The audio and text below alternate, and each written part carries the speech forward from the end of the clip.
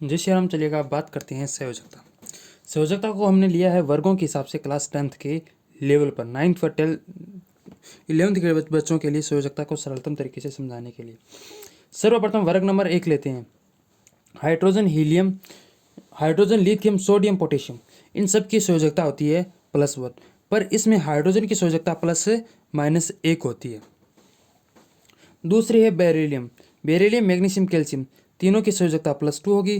Boron, aluminium, दोनों की संयोजकता +3 होगी। कार्बन, सिलिकॉन, दोनों की संयोजकता +-4 होगी। नाइट्रोजन, फास्फोरस, दोनों की संयोजकता -3, ऑक्सीजन, सल्फर की संयोजकता -2, फ्लोरीन, क्लोरीन की संयोजकता -1, हीलियम, नियोन, आर्गन, तीनों की संयोजकता होगी 0। इन तीनों की क्यों है? क्योंकि इनका अष्टक पूर्ण है। प्रतीक इसमें हमने प्रतीक लिख रखे हैं। प्रतीक क्यों लिखे जाते हैं? रासायनिक समीकरण में कि नाम न लिखकर सरलता से समझने के लिए प्रतीक लिखते हैं, जिससे तत्व को स्पष्टता से समझाया जा सके।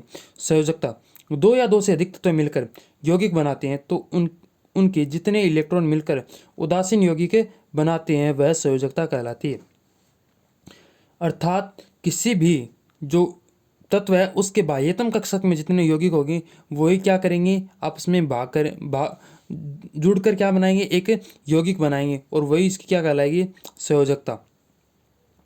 परमाणु 1 व 2 प्रथम कक्षक में 2 ही इलेक्ट्रॉन होते हैं, और उसका जो प्रथम कक्षक बाह्य कक्षक है उसमें 2 इलेक्ट्रॉन होते हैं, हो सकते हैं अधिकतम।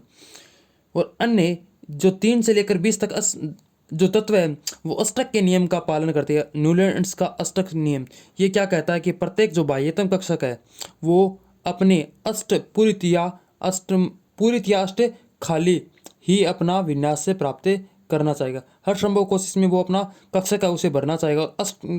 कक्षक कब भरेगा? जब उसका अष्टक पूर्ण हो जाए। हम जानते हैं हाइड्रोजन 1 इलेक्ट्रॉन लेकर हीलियम विन्यास ग्रहण करता था, 1 इलेक्ट्रॉन त्याग कर शून्य विन्यास, तो उसकी संयोजकता क्या हो गई, +-1। और इसी प्रकार जो कार्बन और सिलिकॉन है इसका अष्टक नियम के अनुसार बाह्य कक्षक में 4 इलेक्ट्रॉन त्याग कर हीलियम को ग्रहण करता है कार्बन, और ग्रहण कर नियोन, और इसी प्रकार सिलिकॉन 4 परमाणु त्याग कर नियोन बन जाता है, और 4 परमाणु ग्रहण करे आर्गन विन्यास प्राप्त कर लेता है। अतः हम कह सकते हैं कि अष्टक भरित या खाली कक्षक ही सर्वाधिक स्थायी माना जाता है, जिससे प्राप्त करने के लिए एक तत्व दूसरे तत्व से जुड़कर यौगिक का निर्माण करता है। इस प्रकार यौगिकों का निर्माण होता है। एग्जाम्पल के तौर पर देखिए, यहाँ पर लिख रहा हूँ H+Cl। इसे कैसे लिखते? 2 के पेयर। अब हाइड्रोजन की संयोजकता कितनी होती है? +-1, और इसकी संयोजकता कितनी होती है? -1। तो इसकी संयोजकता हम -1 ले रहे हैं तो इसकी संयोजकता कितनी ले लेंगे? +1। यदि ये दोनों की संयोजकता मिलकर क्या हो रही है, इनका जोड़ क्या हो रहा है, 0, +1 और -1 बराबर 0, इसलिए इन दोनों के तत्वों को क्या जोड़ा जाएगा, HCl। यहाँ पर 2, क्योंकि ये दोनों आपस में उनकी जो ऑक्सीकारक है वो क्या है, समान। अतः ये आपस में क्या कर लेते हैं, सहसंयोजक बंध भी बना लेते हैं, क्योंकि ये प्रबल ऑक्सीकारक होते हैं इसी वजह से।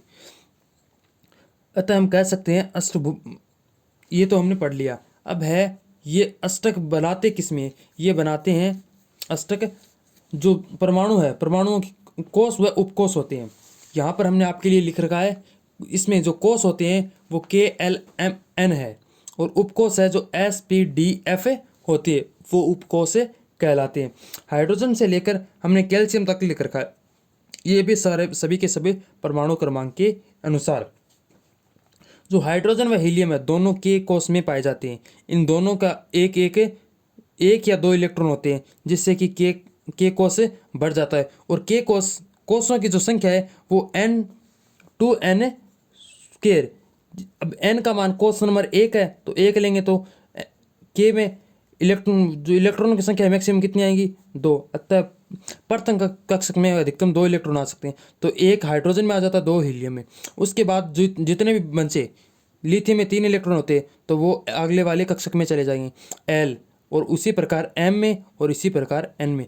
यहाँ पर हम 9th व 10th लेवल पर लेंगे तो इसमें प्रत्येक कक्षक कोष को क्या लेंगे, अष्टक नियम के अनुसार। उसके बाद हम आगे बढ़ेंगे तो इसे एस पी डी एफ उपकोष में बांटे देंगे। उपकोष में किस प्रकार बांटेंगे, के में एस कोष होता है, एल में एस पी दोनों कोष होते हैं, उपकोष होते हैं, एम में एस पी डी तीनों होते हैं, और एन में एस पी डी एफ तीनों होते हैं। एस में अधिकतम 2 इलेक्ट्रॉन आते हैं, पी में 6 और डी में 10 इलेक्ट्रॉन, एफ में 14 अधिकतम इलेक्ट्रॉन आते हैं। जय सिया राम। और ऐसे ही इंटरेस्टिंग वीडियो पाने के लिए हमारे चैनल को लाइक कीजिएगा, शेयर कीजिएगा एंड सब्सक्राइब कीजिएगा। आपका जैसे भी आपको यदि ये चीज़ें समझ में आ रही है तो हमें कमेंट कर बताइए, यदि नहीं आ रही है तो हमें बताइएगा, हम आपके लिए सर्वोत्तम लाने का प्रयास करते रहेंगे। जय सिया राम।